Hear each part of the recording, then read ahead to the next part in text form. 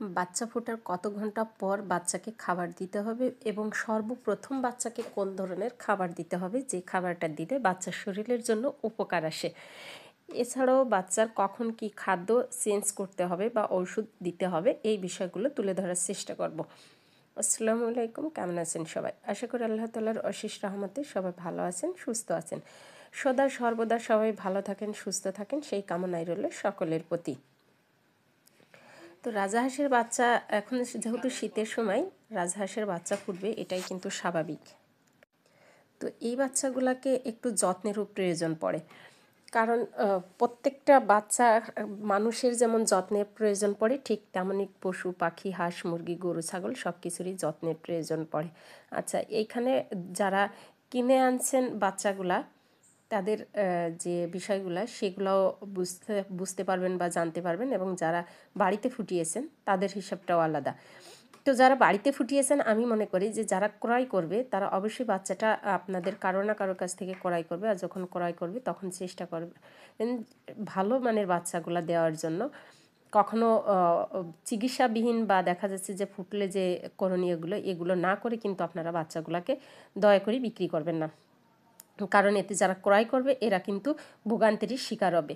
আচ্ছা, এছাড়া কথা হচ্ছে যে লেবু এবং চিনির পানি বাচ্চা ফোটার পর সর্বপ্রথম কোন ধরনের খাবার দিবেন এবং কতক্ষণ পর দিবেন, সেটা হচ্ছে 24 ঘন্টা পর বাচ্চাকে খাবার পানি দিবেন।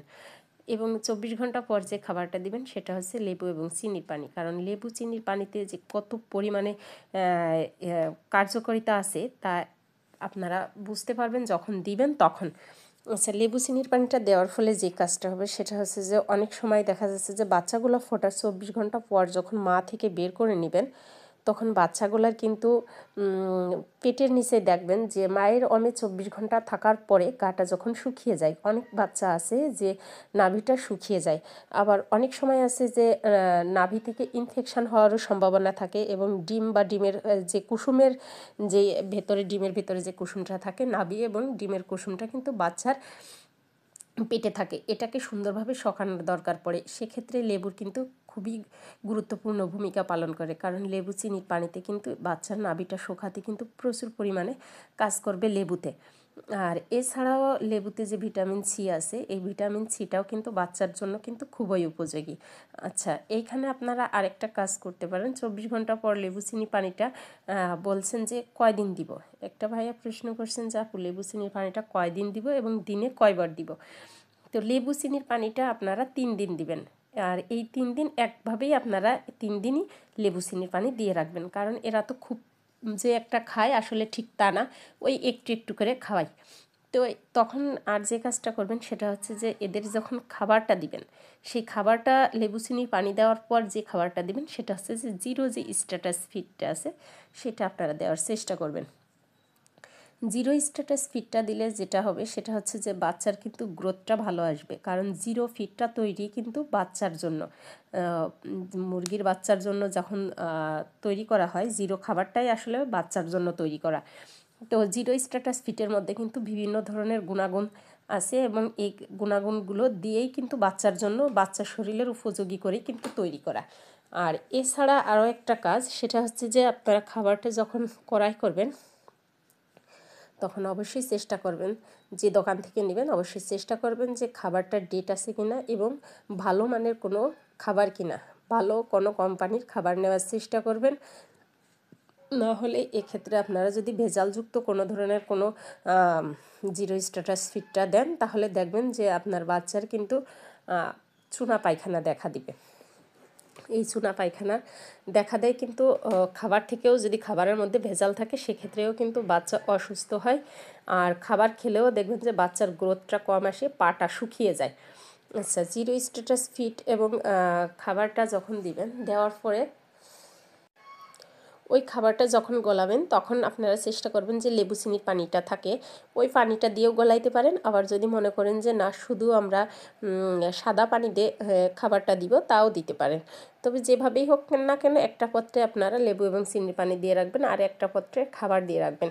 তো এই খাবারগুলো খাওয়ার ফলে যে আপনাদের বাচ্চার যে অনেক সময় আছে যে বিভিন্ন ধরনের দেখবেন যে সমস্যা হয়, বাচ্চা ফোটার পর দেখবেন পাখা ঝুলে যায়, ঝিম ধরে থাকে, চুনা পায়খানা করে, এগুলা কেন হয়? এগুলো কিন্তু বিভিন্ন কারণে হয়, বিভিন্ন ধরনের ইসে হয়। ঠান্ডার কারণের জন্য কিন্তু বাচ্চার চুনা পায়খানা হয়, আবার খাবারের ভেজাল থাকলেও চুনা পায়খানা হয়। আর ঠান্ডাজনিত কারণের জন্য যদি বাচ্চার চুনা পায়খানা হয়, সেক্ষেত্রে দেখবেন যে বাচ্চা ঝিম ধরে থাকবে এবং পাখা ঝুলে যাবে এবং শরীরের গ্রোথটাও কম আসবে। তো লেবু চিনির পানিটা দিলে আল্লাহর রহমতে এই কাজটা কিন্তু হবে না। তো লেবু চিনির পানিটা কিন্তু আপনারা অবশ্যই দেওয়ার চেষ্টা করবেন। আর এর পাশাপাশি আপনারা যেটা দিবেন লাইসোভিট। লাইসোভিটটা আপনারা যদি চান তাহলে দিতে পারেন, তবে আমি আমার খামারে যতগুলা হাঁস শুরু থেকে এ পর্যন্ত পালন করছি, আমি কিন্তু লাইসোভিট ওষুধটা ইউজ করিনি, তবে আপনারা চাইলে দিতে পারেন। সেক্ষেত্রে লাইসোভিটটা আপনারা 1 গ্রাম ওষুধ 1 লিটার পানিতে গলাবেন, আর 1 লিটার পানি একটা পটের মধ্যে, অর্থাৎ একটা 7-আপের বোতলের মধ্যে দিয়ে কিন্তু আপনারা চাইলে ছোট্ট যে পটগুলো কিনতে পাওয়া যায় ওটার মধ্যে আটকে রাখতে পারেন, ওরা ওদের প্রয়োজন মতো খেয়ে নেবে।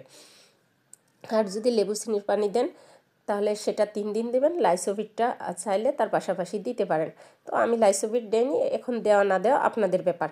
আচ্ছা, এর পরবর্তীতে যে কাজটা করবেন সেটা হচ্ছে যে বাচ্চার বয়স যখন 5 দিন হবে তখন আপনারা চেষ্টা করবেন বাচ্চাগুলোকে একটু অ্যামোক্সিসিলিন ওষুধ দিতে। তো অ্যামোক্সিসিলিন পাউডারটা যদি আপনারা দেন 5 দিন থেকে 5 দিন বয়সে, আপনারা 3 দিন দিবেন। অ্যামোক্সিসিলিনটা দিবেন 3 দিন, এটাও 1 লিটার পানিতে 1 গ্রাম ওষুধ দিবেন। তো যখন বাচ্চার এই অ্যামোক্সিসিলিন পাউডারটা দিবেন আপনারা, তখন দেখবেন যে অর্থাৎ 3 দিন লেবু চিনির পানি দেওয়ার পর 4 দিনের মাথায় অথবা 5 দিনের মাথায় আপনারা অ্যামোক্সিসিলিন পাউডারটা দিবেন। অ্যামোক্সিসিলিন পাউডারটা দিলে কিন্তু এটা একটা নর্মাল অ্যান্টিবায়োটিক ওষুধ, আর এই ওষুধটা আপনারা প্রয়োগ করলে বাচ্চাগুলো দেখবেন যে মাশাআল্লাহ আল্লাহর রহমতে সুস্থ সবল থাকবে। তবে আর একজন ভাইয়া বলছেন যে রাজাহাঁসের বাচ্চার আসলে ভ্যাকসিন কখন করানো প্রয়োজন, অর্থাৎ 1 সপ্তাহ বাচ্চার বয়স ভ্যাকসিন দেওয়া যাবে কিনা, কৃমির ওষুধ দেওয়া যাবে কিনা। আসলে 1 সপ্তাহ বয়সে বাচ্চাকে কৃমির ওষুধ দেওয়া যায় না এবং ভ্যাকসিনটাও করানো যায় না। সর্বনিম্ন 14 থেকে 21 দিন বয়স হতে হবে, তারপরেই কিন্তু আপনারা চাইলে ভ্যাকসিনটা করাতে পারেন।